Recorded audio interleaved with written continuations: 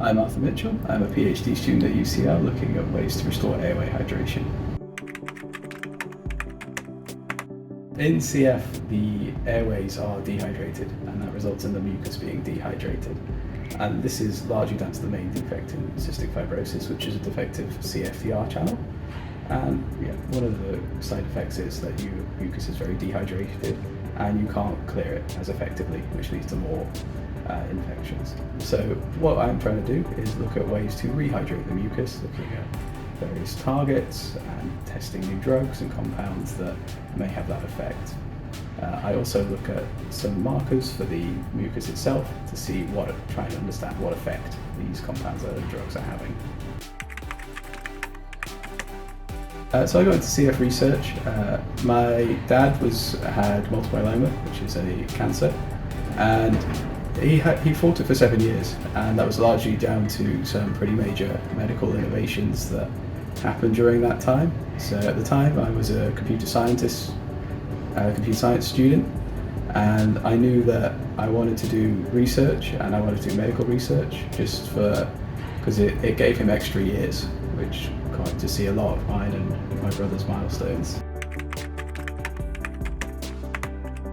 So I created a mathematical model of ion movement in airway epithelium, and it can simulate airway hydration. So by simulating the effect we think the drugs are having, we can look at if the airways will be hydrated and by how much.